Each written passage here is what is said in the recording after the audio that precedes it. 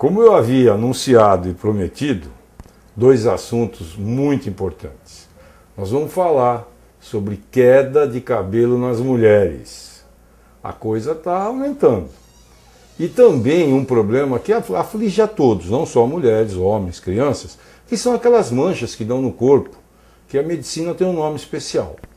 Para tratar desse assunto, eu estou hoje no consultório de uma médica, doutora Cíntia Glindler, que é, além de médica, é especialista em dermatologia.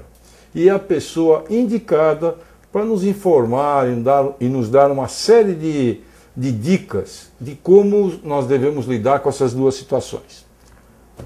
Tudo bem, doutora Cíntia? Tudo bem, boa tarde. Boa tarde. Eu vou precisar começar, e quero começar, com a questão das manchas, principalmente essa época de verão, muito sol, aí crianças, mulheres, homens costumam ter essas manchas no rosto, nos ombros.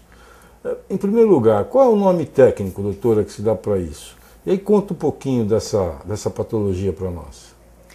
As manchas, existem vários tipos de manchas, né, escurecidas, que pode acontecer geralmente no rosto, mas também pode afetar o corpo, os braços, né? A gente chama de melasma, que é essa hiperpigmentação da pele. Hiperpigmentação é quando ela é mais escura. Quando ela é mais escura, uma mancha mais escura. Mancha mais escura do que a pele. Do que a pele normal. Tá ok. Ela acontece mais em mulheres, mas também pode afetar os homens. Em torno de 10% das vezes ela pode afetar os homens. E elas surgem a partir da segunda, terceira década de vida, né? Então, a partir de 20 anos de idade. 20 anos de idade já pode aparecer. Qual que é a causa, doutora?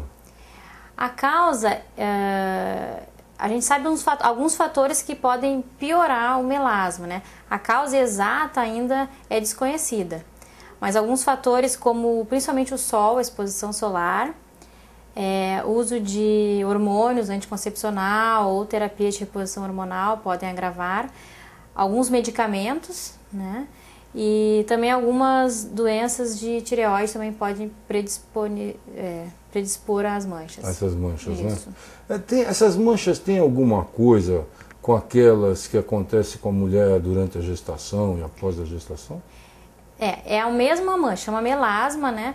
Na gestação, como tem uma carga de hormônio maior, ela tende a desenvolver na gestação. Em pessoas que já têm a predisposição, pode ocorrer na gestação. É a mesma mancha, só que ela pode ocorrer na gestação e fora da gestação, né?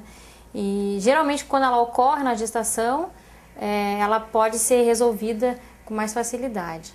Mas é uma mancha que é muito resistente ao tratamento. Geralmente é uma mancha que a pessoa tem que manter um controle, né? Porque às vezes a gente não consegue eliminar 100%, às vezes a gente não consegue a cura, mas a gente consegue um controle. Quer dizer, então na verdade, como fatores que podem levar a ter essas manchas, tem a questão do sol, tem a questão dos distúrbios hormonais, entre ele da tireoide, que a senhora falou. Isso. Tem a questão referente a alguns medicamentos. Olha, vocês que tomam corticoide muito prolongadamente, né? Precisa saber disso. Olha, às vezes é melhor continuar com o corticoide, que o efeito dele a longo prazo, para certas doenças, é muito mais importante do que não ter a mancha. Vamos deixar isso bem claro, né? Quer dizer, não é para suspender medicamento porque apareceu a mancha. Mesmo porque a doutora vai nos contar agora quais são as formas de tratamento que tem. Quer dizer, para evitar, a senhora dá algumas dicas para a gente de como se evita. Mas também é importante saber qual o arsenal de tratamento que nós temos.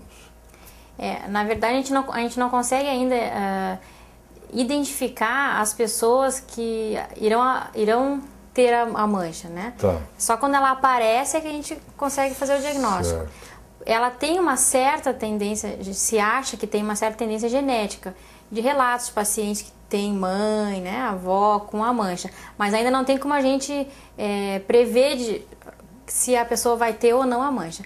Mas, claro, como a exposição solar é um fator desencadeante importante, a gente orienta que a pessoa se proteja do sol, até não só por causa dessa mancha, mas também pelos outros malefícios que a exposição acentuada ao sol pode causar, como envelhecimento, outros tipos de mancha, até câncer de pele, né? Certo. Então, assim, a principal maneira de tentar evitar é a proteção solar. Depois que ela aparece, existem alguns tratamentos que a gente faz que são à base de despigmentantes, que atuam na pele, né? A senhora, quando fala despigmentante, a senhora está falando de pomadas, cremes, ou está fazendo também de aparelhos que a gente usa? No melasma, especificamente, o que a gente tem de melhor ainda são os cremes. Os cremes? Ainda são os cremes. Beleza, ele responde melhor aos cremes. Por quê? Porque o melasma, ele tem a característica de que se ele é muito irritado, se é feita uma abrasão, uma irritação em cima dele, ele dá um efeito rebote. Os melanócitos reagem mais, né, aquele que produz a melanina, e a mancha piora. Então, por isso que ainda no melasma a gente usa despigmentantes à base de cremes, né? Ou creme, loção, existem vários hoje em dia, associada à proteção solar. Excelente.